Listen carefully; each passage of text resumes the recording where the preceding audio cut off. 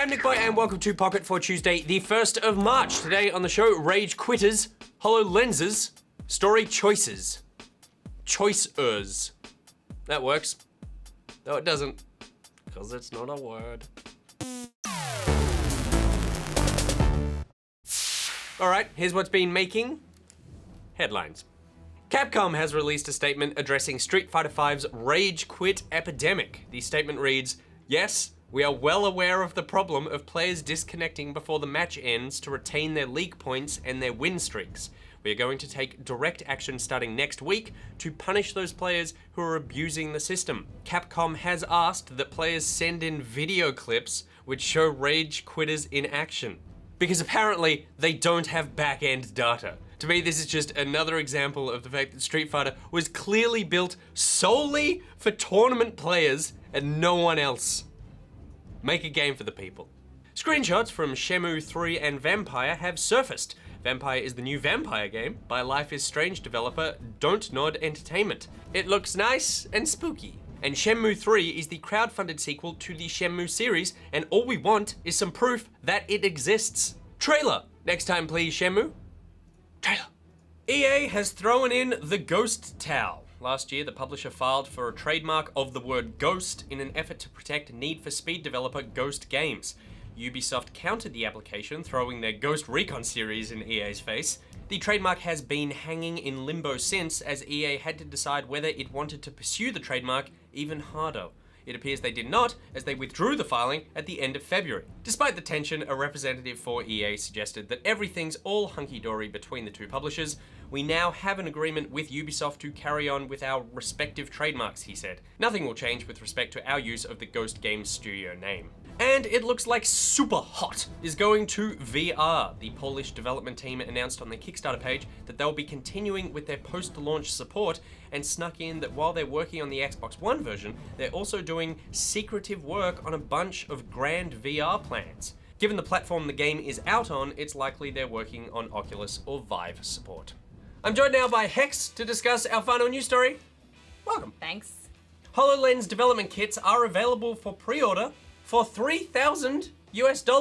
Hexany, I brought you in here because you are the only person in the office who has actually used a HoloLens. It's true, I was the chosen one. You were the chosen one.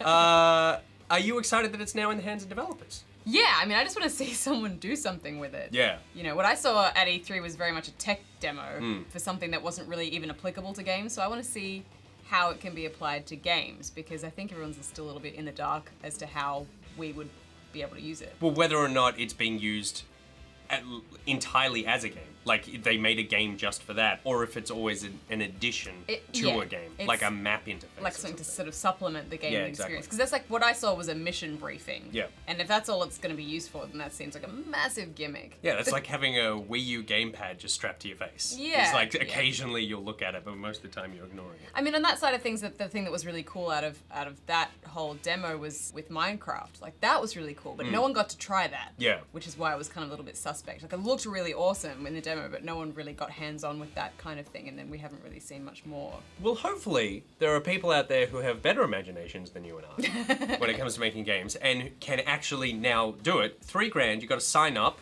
You got to fill out all the forms that says Microsoft owns your children and all that sort of thing. The kit comes with 3 mini games, including Young Conquer, which is meant to be a 3D platformer which takes space in whatever space you're in. That's not tickling you. That's not, you're just like, yeah, Young Conquer. I just feel like for people to be convinced to like wear something on their head, it has to be like really engaging, really exciting, and a whole new experience. And I'm still not I'm not convinced that this is gonna do it. Well, but you're right, I don't have the imagination to conceive of what they could be. I totally agree. Like, I'm still unsure as to what the full-on game application is, but the tech itself is really surprising to me. I didn't realize, other people knew this, I didn't realize the whole thing is self-contained. Yeah. That it's actually, you don't need to plug it into a computer. When you had it on, you're just wandering around freely. Yeah, I was wandering around from room to room. I mean, there were people present to make sure we didn't like walk into walls and stuff like that, but I was following objective markers that were in front of me.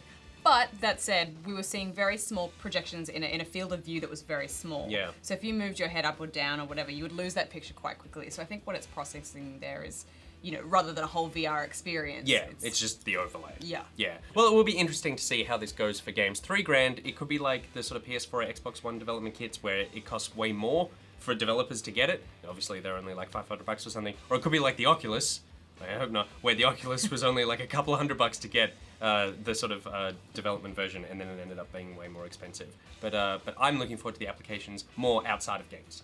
Less like how do you want to use it in your life? I don't want to use it in my life. I want the surgeon who saves my life to use it. Right, okay. And like for there to be a warning sign saying like heart stopped. And he's like, "Oh, right. Okay, that's what that was." It'd be kind of cool for driving maybe. Like, when you have your automatic car and you have like those cool displays. Oh, right. Okay, right. Yeah. I was like, nothing cool for driving involves putting more things between you and the road, like your eyes. But yeah, maybe you're a much worse driver than I am. All right, that's it for the news. Moving on now to Thing of the Day.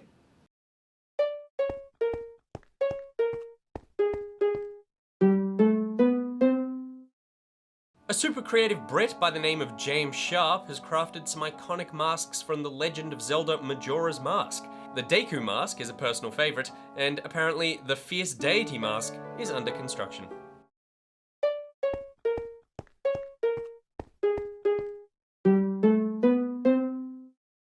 Alright, now it's talk through time where you suggest a topic and we talk through it. Today's topic comes in from Cooley, who says, how does character customization and player-made choices affect a story of a game, and how far can a developer go with player-made decisions before the story is lost?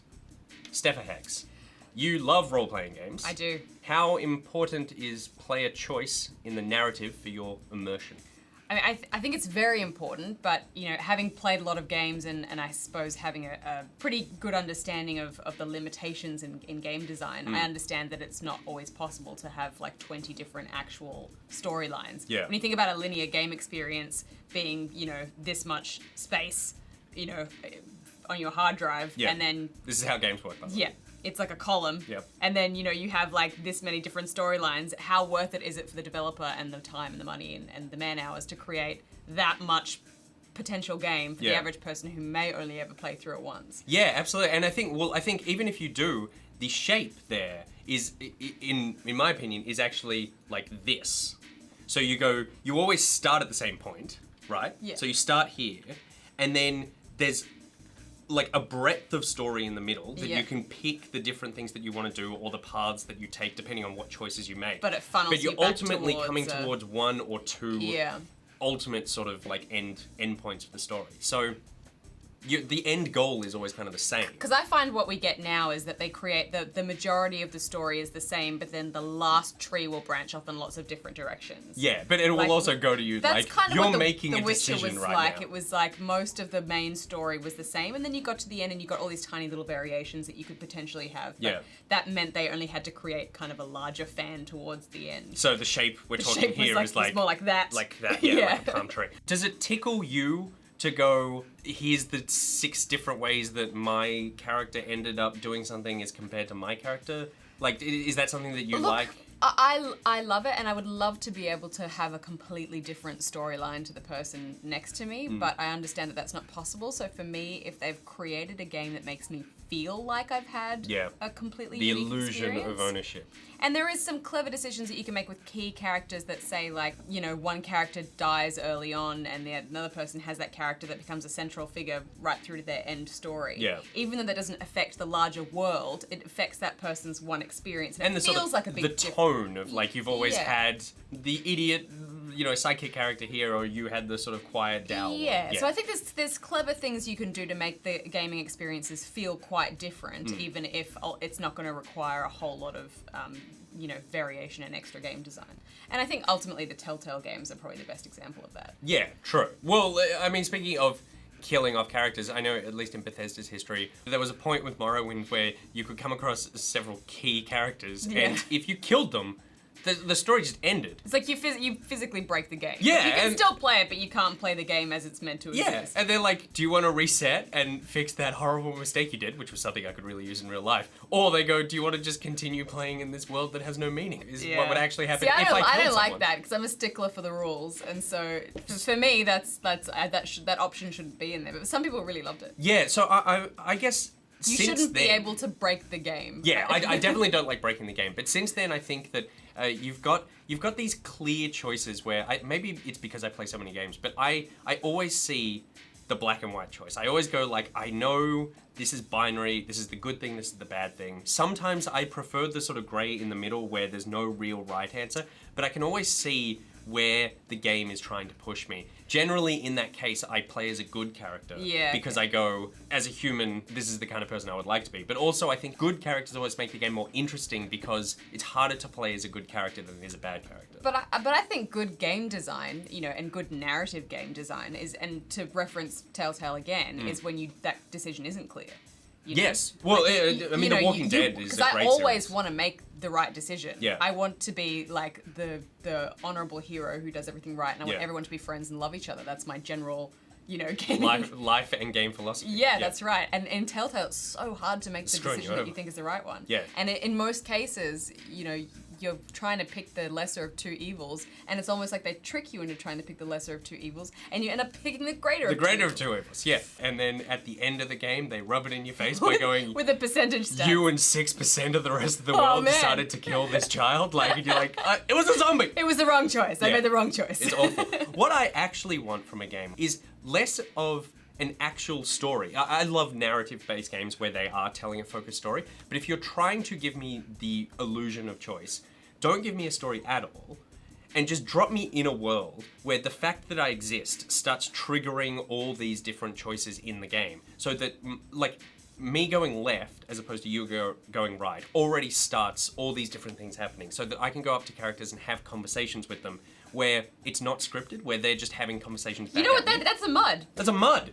We need to go back. That was why that gaming experience for me is still one of the most profound and unique, because we were all just making it up as we went along, and it was some of the most exciting storytelling and narrative adventures I've ever had, because people were just like in it, and fights would start and conflicts, and people. Oh, it was so exciting. We've come too far. We need to go back. Maybe that's the perfect game for the HoloLens. It's just a mud, just in front of your eyes, and you can just sort of sit on the train and play that. Yeah. All right, that's it for the talk through. Let us know in the comments what you think of player choice. How much is that important in a game to you? How much do you feel like you own a story? And while you're there, please suggest a talk through for later in the week. And also, stay on the internet and check out Good Game on Facebook, YouTube, and iView. Want to meet fellow Pocketeers? Then join the Pocketeers Facebook group and the Steam group. You can follow Good Game on Twitter at GoodGameTV, follow Pocket at NichBoy, at Pierreth, at GGEditMonkey. She's at HexSteph, and there are links to everything I just said in the description below. Tonight, Good Game is on. What are you looking at? Tonight we're all going to see more of Barjo than any of us needed to. We like to get dressed up, but Barjo just always takes it that little bit too far. So he's very, he's free and open. Let's just say that. For our Far Cry Primal review. Also in the episode is Dying Light the following. Yes, and make sure you watch as well, because Goose has another IMO on the price of VR, which we will be talking about on the show tomorrow, your reactions to. So please watch that. Form opinions. Let them smolder and send them with hate at him on Twitter, so that I can accuse him of being wrong tomorrow on the show. And also, I look at Devil Daggers, so that's at 8:30 p.m. on ABC2. Today's thing of the day was made by Simon Vin, also his second submission. So thank you very much, Simon. If you've made a thing, please send it in. And speaking of sending in things, oh yes. Thank you so much to Kiara for organising this amazing Get Well card. You may or may not know I had some surgery on my foot. It sucked, but I'm almost better now. And look at this. Goes over the page. Look at all those names. And can I just draw your attention to the fact that she has written these all out in rainbow order? Like, this isn't just higgledy-piggledy. This is like red, orange, green, Yeah. It's just no, she was posting pictures of this on the Facebook group. Taken some time. And it was like in stages, because I'm sure her hand kept cramping up. When was the last time you wrote anything this amount? Thing ever. Thank you so much. That's so awesome. This is very nice. I really appreciate the fact that you sent me so many nice things when I got sick as well. All right, that's it for today's episode. My Pocketeers, NichBoy out. Hex out. Seriously, I didn't get a card right. People have done your portrait on many occasions. Not a card, is it?